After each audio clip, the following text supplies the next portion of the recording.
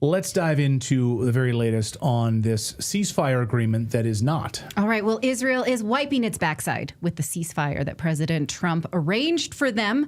We knew they would, but it's a little surprising that they've done it quite so brazenly. Here just a few hours ago, Prime Minister Netanyahu says this. He says he's ordered forceful strikes in the Gaza Strip due to security consultations.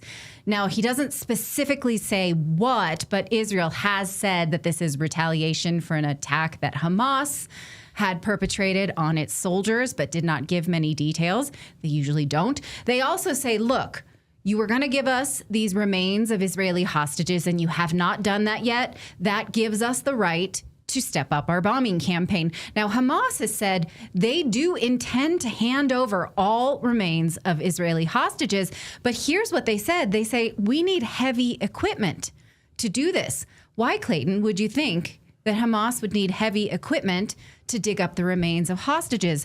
Oh, could it be because Gaza looks like this? Yeah, so if you were going to so much as find a family pet in there, you kind of need heavy equipment to go in where anything would be, right? Yeah, not just like a little kid's sand shovel that you get at the beach. Like you're going to need some heavy backhoes. You're going to need some big earth diggers and movers to get all that stuff out of there. Now, the extent to which Israel carries out this forceful strike in Gaza is unknown. So far, the White House has not responded to this. President Trump is in Asia. We should, though, expect when President Trump is embarrassed by Israel's lack of adherence to his ceasefire deals, what he normally does is, anybody? He crafts a strongly worded post on Truth Social about Hamas. So that's what I expect. I don't expect him to say Israel should not have done this. We have a ceasefire. This is not according to our plan. He won't do that. I don't know why. This is the question of 2025, is it not? Now, Netanyahu on Monday warned that he was not going to be bound by what the U.S. says. He released this statement. This is the most direct response to the notion of government infiltration that we really have ever seen. Basically, he's saying that the idea that Israel controls U.S. Congress is a joke. The idea that the U.S. controlled Israel is ridiculous. He's saying they're going to do what they want. Israel is sovereign. We decide what our security concerns are. We do what we want. The problem is they don't do what they want with their own money. They do what they want with U.S. money and weapons. So that doesn't track. But he's saying, basically, he's signaling whatever was in that cute little agreement you put forward on Twitter, President Trump, I don't have to do that. I'm not going to do that. The problem here is that Israel wants both things. They want both good public relations and total destruction of Gaza. And you can't have it both ways in the information age when we can see what happens. According to Israeli outlet Ynet, they say that Israel is preparing explanatory materials to distribute because international journalists will be entering Gaza for the first time. So they need a packet to explain what they will see with their own eyes. So you're going to go in and see total destruction of these lands, but they want you to refer to the packet and say, oh, yes, Hamas caused this. Got it. Let's bring in Colonel Douglas Macgregor to analyze this and let us know if Israel can, in fact, just do what it wants, even though it's our money. Colonel, thank you for joining us. What do you think of this flagrant disregard for the ceasefire? You're shocked, I know. Yeah, I really was. And I thought you were going to tell me that I'm the one that needed to be analyzed because I was stupid enough to believe that the ceasefire would never work. Look, none of this is news. All of this is predictable. I wish there was some good news in all of this. It looks like we're going to have three pots that are sitting on the stove and all three are simultaneously boiling. The Ukraine war, although there's a good chance that that will come to an end because the Russians will simply end it on their terms. But right now, it's still boiling. The Middle East, which is on the verge of boiling over, as we both know. And now the new pot boiling in the Caribbean basin in Venezuela. It's incomprehensible that President Trump wants to do all of these things while simultaneously trying to restore law and order at home in the United States and enforce federal law. A very difficult task. You served under President Trump. You worked at the Pentagon. If you were sitting in the room right now with President Trump, talking with him about Gaza, what would you tell him? What would your advice be? Here, Netanyahu in this agreement has basically saying we have 58% of Gaza's territory. Now we are going to take more territory, a clear violation of these terms, and really spitting in the face of President Trump. What would you tell President Trump to do right now, strategically? But let's be frank, I don't think President Trump is any more surprised than we are. I think he knows exactly what he's dealing with. He was simply running cover as much as he could for Netanyahu and the regime down there. So his donors essentially told him this is what they wanted when they supported him, and he agreed that he would see it through. Now, we don't know all the details that were agreed to, but he knows he's really in a position for which he cannot easily escape.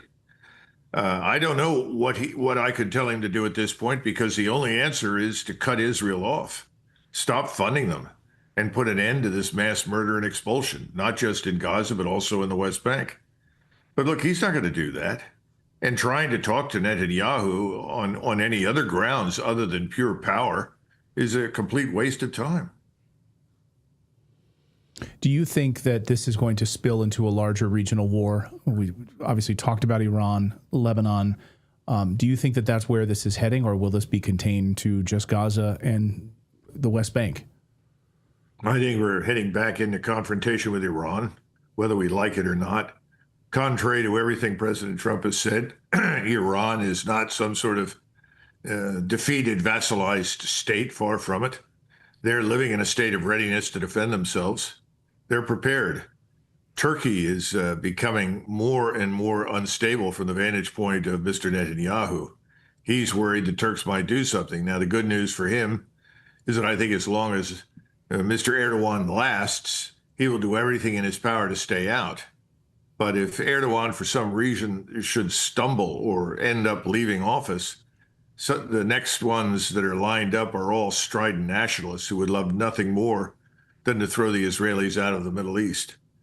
So I think it's a very dangerous time. And Egypt remains at a boil. I'm surprised that General Sisi has lasted this long. He's another one who's on a tightrope. So the bottom line is this could blow up at any point in time, and it could go regional very quickly. But all of that depends upon what the Israelis do and what we do. We're going to stand by the Israelis. If we stand by them, we'll be drawn into it. The question is, can we do that, as well as Venezuela, what's happening in Ukraine, and ultimately what we're trying to do at home? And none of this addresses the real gorilla in the room, the 1,000-pound gorilla, which is the financial condition of the United States, this very brittle foundation we're standing on. Yeah, and the cracks are presenting themselves as we speak, by the way.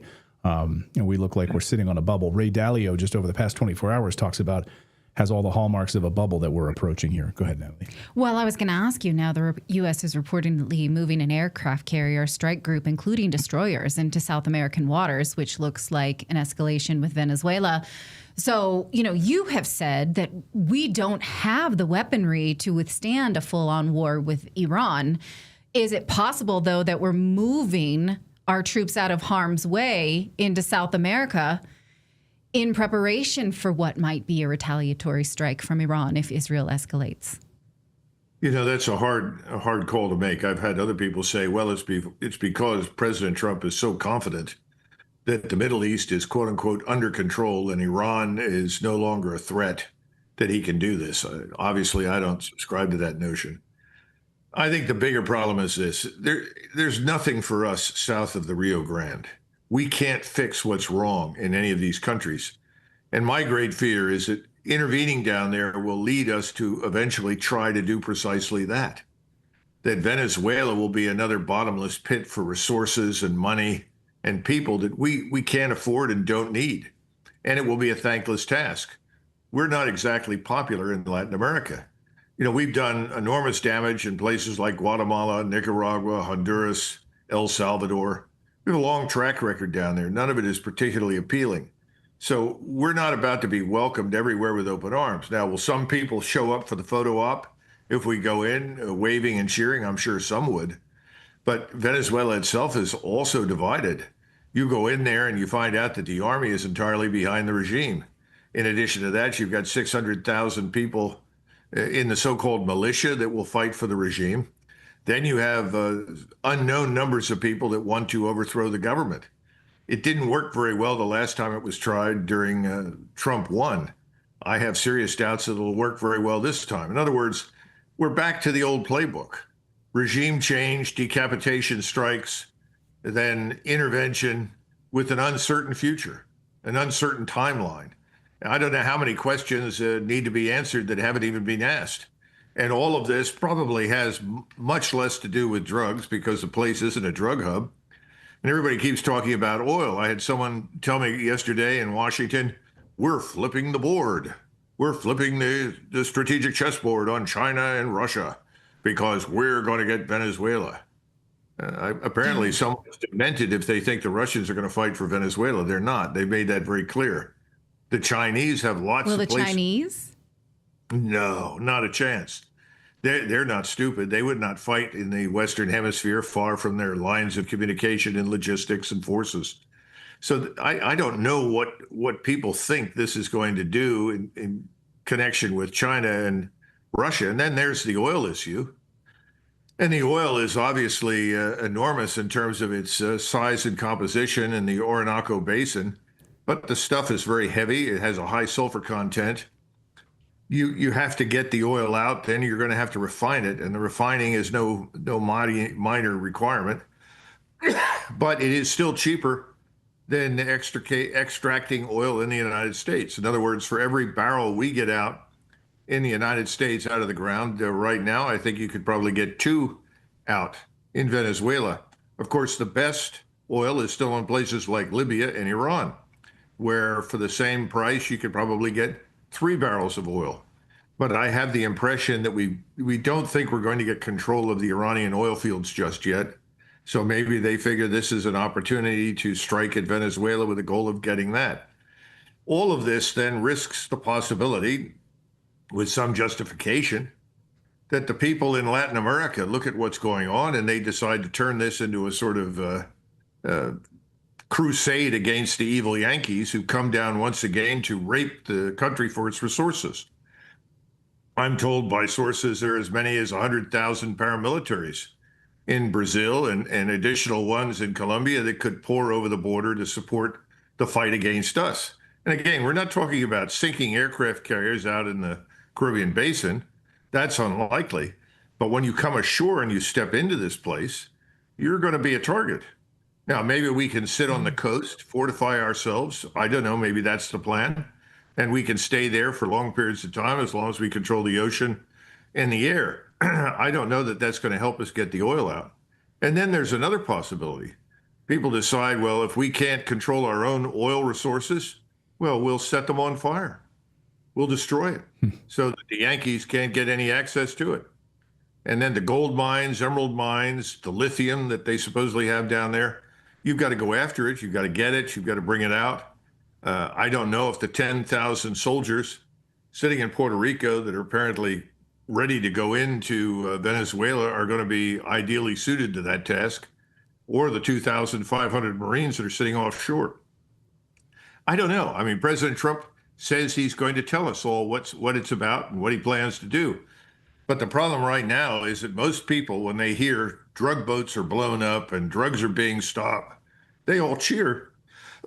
They have no idea what they're dealing with. Right. Yeah, they're falling for the propaganda, of course, because it's attractive. And by the way, this propaganda started months before the election, too. It was all about Tren de Aragua is the greatest threat to the United States. And we never heard of Tren de Aragua before. Suddenly, that's like the buzzword. And it was really smart marketing on their part, laying the groundwork for this months ahead of time. Colonel, we'll get you out of here on this. What happens to Nicolas Maduro? You heard CBS 60 Minutes this weekend. Basically, they're like an extension of the CIA at this point. You heard Senator Scott of Florida saying, Maduro better get out. He better go to Russia. He better go to China if he wants to live. So what, an assassination plot? What do you think is going to happen to Maduro? I don't know. Everything south of the border operates on the basis of bribery and corruption. I suppose the CIA is probably investing heavily in some assassination plot. But will that happen? Look, Iraq was a smaller proposition with fewer people, and the terrain was very favorable to us.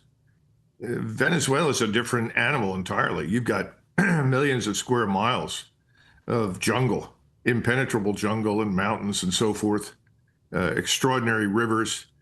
You could end up seeing Maduro escape into the interior. Then you're in the manhunt to find him. That could go on forever. So I think they're probably banking heavily on some sort of decapitation strike that will simply assassinate him. But again, these are always iffy things. You plan for success, but frequently you don't get it. We didn't get it in Iraq either, and we went for months trying to find Saddam.